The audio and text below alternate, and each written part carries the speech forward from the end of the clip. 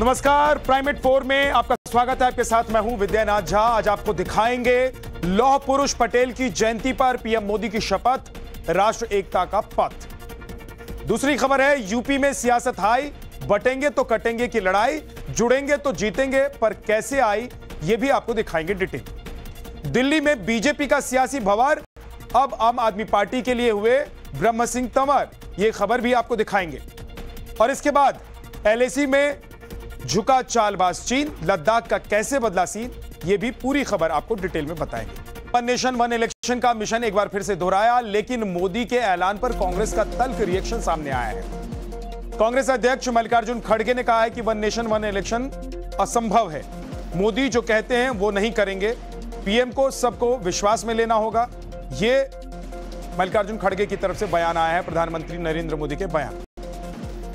What Modi tells, he won't do it because unless in parliament it comes, he has to take everybody into confidence. Then only this will happen. But it is impossible. It is impossible. One nation, one election, impossible. Because several states, several problems, and regional parties are there. But simply he is telling everything which is not possible. PM Modi ने one nation one election और one nation one civil code पर बयान दिया और प्रधानमंत्री के बयान के बाद विपक्षी खेमे में खलबली मच गई। बीजेपी के फायर ब्रांड नेता और केंद्रीय मंत्री गिरिराज सिंह ने पीएम मोदी के बयान को लेकर विपक्ष पर निशाना साधा है। पीएम मोदी के बयान से टुकड़े टुकड़े गैंग को दर्द हुआ है, ये गिरिराज सिंह ने कहा है। टुकड़े टुकड़े गैंग वोट के सौदागर है, देश में हिंदू एकता जरूरी है, गिरिराज सिंह ने यह बयान दिया है। एकता नहीं रही तो भारत की एकता खत्म हो जाएगी, देश में कॉमन सिविल कोड आना बेहद जरूरी है। गिरिराज सिंह ने कहा है कि आर्टिकल 370 का हटना जितना जरूरी था उतना ही देश में यूनिफॉर्म सिविल कोड का लागू होना भी। गिरिराज जी, हम एक हैं तो सेफ हैं, एकता की बात करना भी अब गुनाह हो गया है क्या? मैं शुरू से कह रहा हूं, ये जो टुकड़े टुकड़े गैंग हैं ये वोट के सौदागर हैं। आप राहुल गांधी को लीजिए, अखिलेश यादव को लीजिए, ममता बनर्जी को लीजिए, लालू यादव, तेजस्वी यादव को लीजिए, हेमंत सोरेन को लीजिए। ये लोग दुकान खोल दिए हैं जिनकी सरकार है। मान ली हेमंत की सरकार है, हेमंत जी ने बांग्लादेशी और रोहिंग्या के लिए एकदम रेड कारपेट बिछा दी। तो अगर आप मुसलमान की बात करते हैं तो आप सेकुलर हैं। इनके यहाँ परिभाषा है, मुस्लिम वोट को मुस्लिम की चिंता करें, मस्जिद चले जाएं लालू जी की तरह, हेमंत जी की तरह, माथा पे टोकरी लेकर के मजार पे चले जाएं, आप सेकुलर हो गए। लेकिन अगर आप मंदिर चले गए और आरती कर लिए तो आप कॉमनल हो गए। अगर आपने हिंदुओं की एकता की बात की तो ध्रुवीकरण इनको दिखाई देगा। आगे आपको दिखाएंगे किसने की कुश्ती को राष्ट्रीय खेल घोषित करने की मांग, लेकिन पहले आप देख लीजिए महाराष्ट्र चुनाव में कांग्रेस को किसने दिया है झटका। महाराष्ट्र चुनाव से पहले कांग्रेस को बड़ा झटका मिला है। बीएमसी में पूर्व विपक्षी नेता रवि राजा बीजेपी में शामिल हो गए, वहीं फडणवीस ने उन्हें सदस्यता दिलाई। राजा ने कहा कि उन्होंने कांग्रेस से इस्तीफा दे दिया है और इस तरह से देश की सबसे पुरानी पार्टी के साथ उनका 44 साल का रिश्ता खत्म हो गया है। उन्होंने अपना इस्तीफा कांग्रेस अध्यक्ष मल्लिकार्जुन खड़गे को भेज दिया है। उपचुनाव से पहले यूपी में पोस्टर वॉर जारी है। योगी के बटेंगे तो कटेंगे के जवाब में समाजवादी पार्टी ने नया पोस्टर लगाया है, जिसमें लिखा है जुड़ेंगे तो जीतेंगे। दरअसल अखिलेश कार्यकर्ताओं से एक साथ आने और आपस में जुड़ने की बात करते दिख रहे हैं। अखिलेश यादव ने कहा कि बीजेपी की तरह तोड़ने के बजाय लोग जुड़ेंगे और आगे बढ़ेंगे। ये तस्वीरें यूपी के मुजफ्फरनगर की हैं, जहां दबंगों ने घर में घुसकर युवक की पिटाई कर दी। बताया जा रहा है कि मामूली बात को लेकर विवाद हुआ था, जिसके बाद दबंग घर में घुसे और मारपीट शुरू कर दी। युवक के कपड़े फाड़ दिए। ये विवाद किस बात को लेकर हुआ है अभी इसका पता नहीं चला। पीड़ित ने थाने में शिकायत दर्ज कराई है। फिलहाल पुलिस पूरे मामले की जाँच कर रही है। अयोध्या में दीपोत्सव पर सपा सांसद अवधेश प्रसाद ने बयान दिया है। अवधेश प्रसाद ने कहा है कि बीजेपी ने पर्वों का राजनीतिकरण कर दिया है। दिवाली पार्टी विशेष पर्व नहीं है। बीजेपी के विचार देश के लिए नुकसानदायक हैं। अयोध्या में दीपोत्सव भव्य और दिव्य मनाया गया। इस मौके पर खुद सीएम योगी मौजूद रहे। 25 लाख दिए जलाने का वर्ल्ड रिकॉर्ड भी बना। लेकिन अब अयोध्या से सपा सांसद अवधेश प्रसाद ने इस पर सवाल खड़े कर दिए। भारतीय जनता पार्टी ने जो हमारे मान्य पर्व है उसका भी इन्होंने राजनीतिकरण कर दिया है। अभी तो राजनीति को धर्म के आधार पर किया था, अब ये हमारे त्योहारों को, जो हमारे मान्य त्योहार हैं, इन त्योहारों को हम सभी मिलजुल करके भाईचारा और प्यार और मोहब्बत से मनाते हैं, उसमें भी भारतीय जनता पार्टी ने राजनीतिकरण कर दिया है और पार्टी विशेष का पर्व माना है, जो देश के लिए, देश की आपसदारी के लिए, भाईचारा के लिए और हमारे उत्तर प्रदेश की जो गंगा जमुनी संस्कृत है और हमारे देश का जो सूत्रपात है अनेकता में एकता, वो कहीं न कहीं इस तरह के विचारों से देश के लिए अच्छी बात नहीं है और देश के लिए ये अच्छी शुरुआत नहीं है। उत्तर प्रदेश के मुख्यमंत्री योगी आदित्यनाथ ने आज एक बार फिर से सामाजिक एकता का संदेश दिया। वनटांगिया गांव में आयोजित दीपोत्सव में सीएम योगी ने एक बार फिर समाज को बांटने वाले लोगों पर करारा प्रहार किया। सीएम योगी ने कहा, समाज को बांटने वाले तत्वों में रावण और दुर्योधन का डीएनए काम कर रहा है। जो काम त्रेता युग में रावण ने किया, वही काम बांटने वाले कर रहे हैं। समाज को बांटने वाले पर्व पर दंगा भड़काएंगे। दंगा कराकर पर्व और त्योहार में खलल डालने का काम करेगा तो उसे अंजाम तक पहुंचाया जाएगा। सीएम योगी ने बिना किसी का नाम लिए विपक्ष पर बड़ा हमला बोला। कहा कि कुछ लोग समाज को बांटने का काम कर रहे हैं।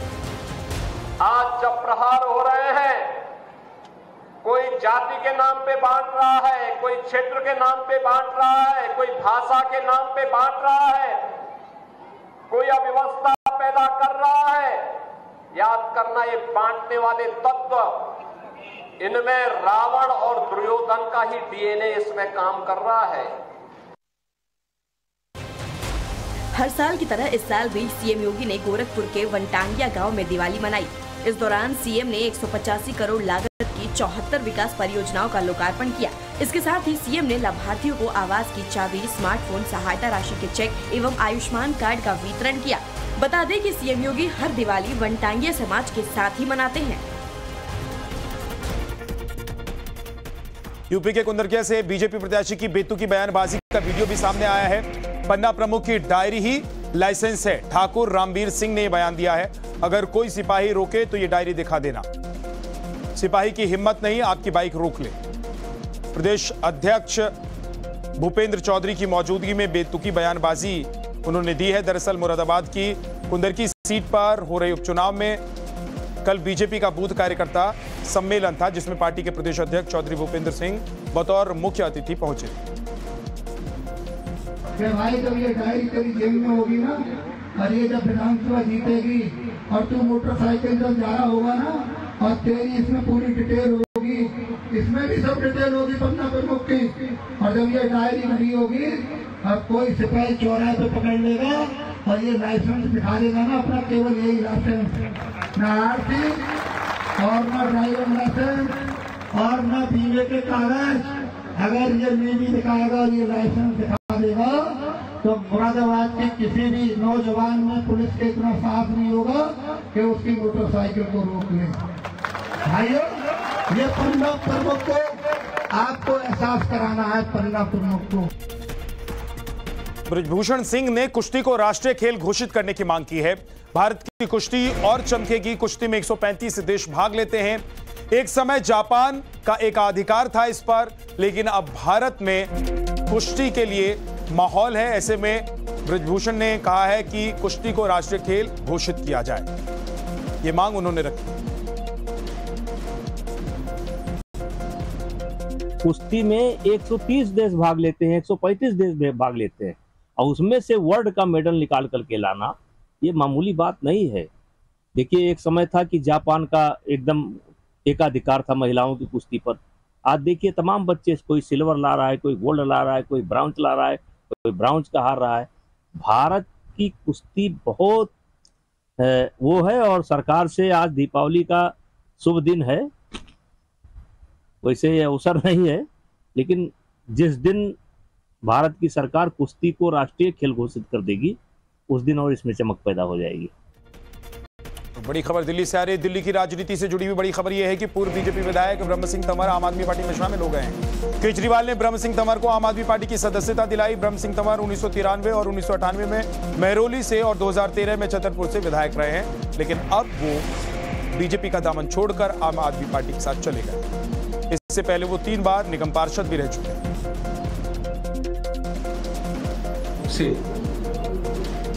मैं आम आदमी पार्टी के साथ जुड़ा हूं, पूरे मन से जुड़ा हूं। कुछ अरविंद केजरीवाल जी के उत्साह को देख करके, उनकी कार्यशैली को देख करके, दिल्ली के विकास ज़्यादा से ज़्यादा हो और क्षेत्र में हो, खासकर ग्रामीण क्षेत्र में हो, उन सब बातों को लेकर के मैं उनके साथ जुड़ा हूं। और आज पूरा मन बना करके मैं भारतीय जनता पार्टी से अपने संबंध तोड़कर और आम आदमी पार्टी में माननीय श्री अरविंद केजरीवाल जी के साथ काम करने का पूर्ण रूप से मन बना चुका हूं, और इन्हीं के कर कमलों द्वारा ही मुझे आज पार्टी में शामिल होने का सौभाग्य प्राप्त हो रहा है। ब्रह्म सिंह तंवर जी का और उनकी पूरी टीम का आज आम आदमी पार्टी में तहे दिल से स्वागत करता हूं, और मुझे लगता है कि उनके आने से आम आदमी पार्टी का जो हमारा परिवार है वो भी सशक्त होगा, उसे ऊर्जा मिलेगी, नई ऊर्जा मिलेगी, और दिल्ली के विकास को भी जो हम करते रहे आम आदमी पार्टी के द्वारा और हमारी सरकार के द्वारा, उस विकास को भी गति मिलेगी। मैं श्री ब्रह्म सिंह तंवर जी का बहुत सम्मान करता हूं, हमारे वरिष्ठ नेता हैं, और किन परिस्थितियों में गए कोई बात मेरे से हुई नहीं तो निस्संदेह हम उनसे ये चर्चा भी करते। और अरविंद केजरीवाल जो खुद जमानत पर छूटे हैं और अभी अपराध मुक्त नहीं हुए हैं, और जिस तरह से अरविंद केजरीवाल के विधायकों का हाल है कि क्षेत्र में जाते हैं तो जूते पड़ते हैं, लोग गालियां देते हैं। दिल्ली की जनता पिछले 10 साल के शासन को देख चुकी है, और वो जानती है कि अरविंद केजरीवाल और उनके विधायकों ने दिल्ली को लूटने का काम किया है। तो अब वो किसे ज्वाइन कर रहे हैं नहीं कर रहे हैं हमें फ़र्क नहीं पड़ता। दिल्ली के लोग मन बना चुके हैं कि भारतीय जनता पार्टी की सरकार बनेगी। सरदार पटेल की 149वीं जयंती है, और 149वीं जयंती पर देश मना रहा है राष्ट्रीय एकता दिवस। पीएम मोदी ने सरदार पटेल को नमन किया। राष्ट्रीय एकता दिवस पर गुजरात में कार्यक्रम का आयोजन किया गया। केवड़िया में आयोजित कार्यक्रम में पीएम मोदी शामिल हुए। कार्यक्रम में पीएम ने दिलाई एकता की शपथ। राष्ट्रीय एकता दिवस के मौके पर परेड का भी आयोजन किया गया। पीएम मोदी ने केवड़िया में परेड की सलामी ली। परेड में एकता दिवस परेड में एनएसजी की हेल मार्च टुकड़ी, बीएसएफ और सीआरपीएफ के महिला और पुरुष बाइकर्स की रैली निकली। बीएसएफ के मार्शल आर्ट का शो भी दिखाई दिया। स्कूली बच्चों का पाइप बैंड भी शो में शामिल था। वायुसेना का सूर्य किरण फ्लाई पास्ट इसमें शामिल था। आज इस राष्ट्रीय एकता दिवस परेड में 54 राज्य पुलिस एवं केंद्रीय पुलिस बलों के ये ध्वज स्वयं को समर्पित करूंगा और अपने देशवासियों के बीच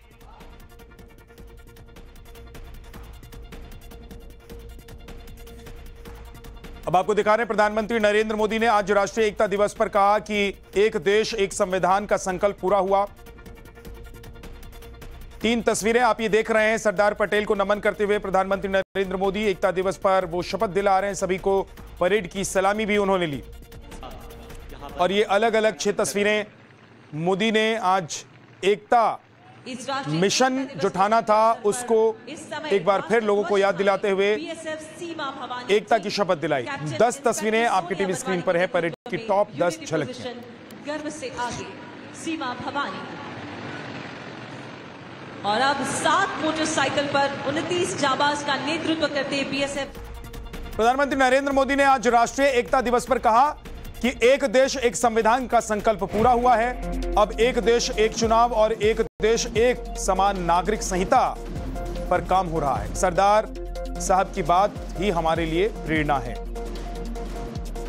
भारत आज one nation one civil code यानी सेकुलर सिविल कोड की तरफ भी बढ़ रहा है। और मैंने लाल किले से इस बात का जिक्र किया था। इसके भी मूल में सामाजिक एकता, सरदार साहब की बात ही हमारी प्रेरणा है। इससे अलग अलग सामाजिक वर्गों में भेदभाव की जो शिकायत रहती है उसे दूर करने में मदद मिलेगी। देश की एकता और मजबूत होगी, देश और आगे बढ़ेगा, देश एकता से संकल्पों को सिद्ध करेगा। साथियों, आज पूरे देश को खुशी है कि आजादी के 7 दशक बाद देश में एक देश एक संविधान का संकल्प भी पूरा हुआ है। सरदार साहब की आत्मा को मेरी ये सबसे बड़ी श्रद्धांजलि है। देशवासियों को पता नहीं है 70 साल तक बाबा साहब आंबेडकर का संविधान पूरे देश में लागू नहीं हुआ था। संविधान की माला जपने वालों ने संविधान का ऐसा घोर अपमान किया था। कारण क्या था? जम्मू कश्मीर में आर्टिकल 370 की दीवार, आर्टिकल 370 जो देश में दीवार बन के खड़ी थी, संविधान को यहां रोक देती थी, वहां के लोगों के अधिकारों से उनको वंचित रखती थी। वो धारा 370 को हमेशा हमेशा के लिए जमीन में गाड़ दिया गया है। पहली बार वहां इस विधानसभा चुनाव में बिना भेदभाव को वोट डाले गए। पहली बार जम्मू कश्मीर में मुख्यमंत्री ने आजादी के 75 साल के बाद पहली बार भारत के संविधान की शपथ ली है।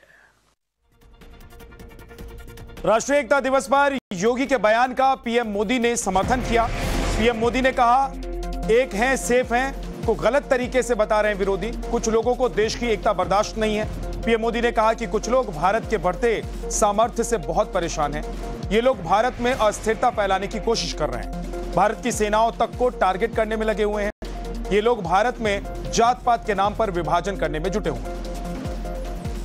हिंद देश के निवासी सभी जन एक है। हिंद देश के निवासी सभी जन एक है। रंग रूप वेश भाषा चाहे अनेक है। ये गीत गाए जाते थे। आज की तारीख में कोई ये गीत गाएगा तो उसको अरबन नक्सलों की जमात गालियां देने का मौका पकड़े लेगी। और आज कोई अगर कह दे कि एक है तो सेफ है, तो ये लोग एक है तो सेफ है उसको भी गलत तरीके से परिभाषित करने में लगेंगे। जो लोग देश को तोड़ना चाहते हैं, जो लोग समाज को बांटना चाहते हैं, उन्हें देश की एकता अखर रही है। और इसलिए मेरे देशवासियों, हमें ऐसे लोगों से, ऐसी विचारों से, ऐसी प्रवृत्ति से, ऐसी वृत्ति से पहले से भी ज्यादा सावधान होने की जरूरत है। हमें सावधान रहना है। साथियों, हम सब सरदार साहब को, उनके विचारों को जीने वाले लोग हैं। सरदार साहब कहते थे, भारत का सबसे बड़ा लक्ष्य एकजुट। इन पर हेमंत बिस्व शर्मा ने कहा है कि एक बार बस हेमंत सोरेन बोल दें कि वो घुसपैठियों को बाहर निकालेंगे, हमारा युद्ध समाप्त हो जाएगा।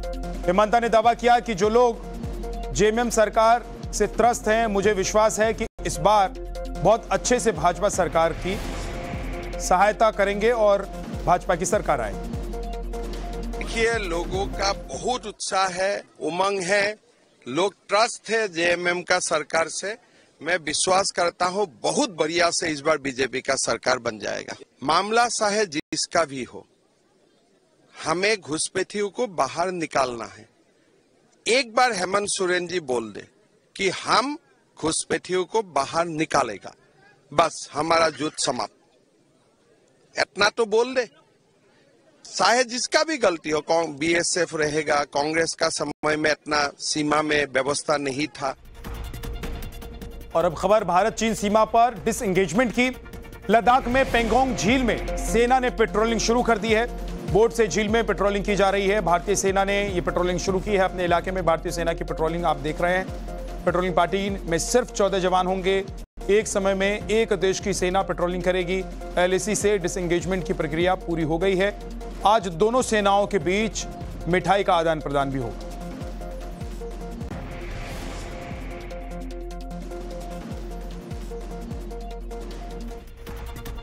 लद्दाख में पेंगोंग झील उस आखिरी पेट्रोलिंग पॉइंट पर टाइम्स नाउ नवभारत की टीम भी पहुंची, जहां पर पेट्रोलिंग का काम शुरू हो गया है। पेंगोंग झील में पेंगोंग झील से यावर सैफी की ये सुपर एक्सक्लूसिव रिपोर्ट थी।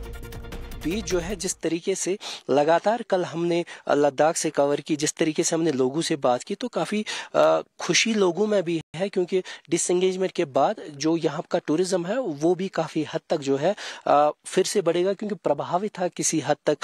टूरिस्ट यहाँ आने से कतराते भी थे, लेकिन पेंगोंग लेक का ये नज़ारा जो है काफ़ी दिलचस्प है। 160 किलोमीटर पर ये पेंगोंग लेक है, जिसका 1/3 हिस्सा भारत के पास है, 2/3 हिस्सा जो है वो चीन के पास है। दरअसल अगर हम देखें जिस तरीके से 2020 में गलवान हुआ, उसके बाद से जो है जिस तरीके से इसी पेंगोंग लेक पर देखा गया कि भारत और चीन के फौजी जो है आपस में लड़ रहे थे, तो उसके बाद से जो है काफ़ी विवाद खड़ा हुआ था। और जो फिंगर 1 से लेकर फिंगर 8 के बीच जो पेट्रोलिंग होती थी उसको जो है रोक दिया गया। लेकिन अब जो है इस पेट्रोलिंग को फिर से किया जाएगा। महीने में सिर्फ 2 ही बार पेट्रोलिंग होगी और एक वक्त पे सिर्फ एक ही देश की सेना को जो है अनुमति होगी कि वो ये पेट्रोलिंग करे। और एक पेट्रोलिंग में जो है करीबन 14 सोल्जर जो है, 14 जवान जो है वो होंगे, यानी मैक्सिमम कैपेसिटी रखी गई है।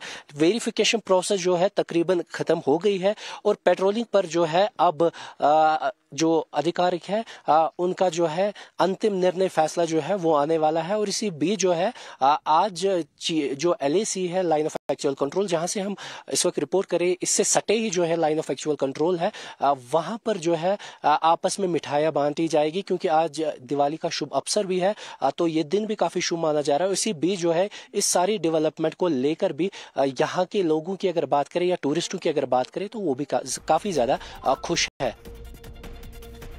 और इस बीच पूर्वी लद्दाख में LAC पर भारत और चीन के बीच समझौते पर रक्षा मंत्री राजनाथ सिंह ने बड़ा बयान दिया है। भारत का प्रयास है डिसएंगेजमेंट आगे बढ़े। समझौते में ट्रेडिशनल एरिया में पेट्रोलिंग के अधिकार शामिल हैं। डिप्लोमेटिक और मिलिट्री स्तर पर लगातार बातचीत जारी है। चीन से रिश्ते और बेहतर होने की उम्मीद की जा रही है। राजनाथ सिंह ने बयान, जो सहमति बनी है उसके अंतर्गत ट्रेडिशनल एरियाज में पेट्रोलिंग और ग्रेजिंग के अधिकार भी शामिल हैं। इस सहमत के आधार पर डिसएंगेजमेंट का प्रोसेस लगभग यह पूरा हो गया है और हमारा प्रयास होगा कि बात डिसएंगेजमेंट से भी आगे बढ़े, लेकिन उसके लिए हमें अभी प्रतीक्षा करनी होगी। सर्कस में आप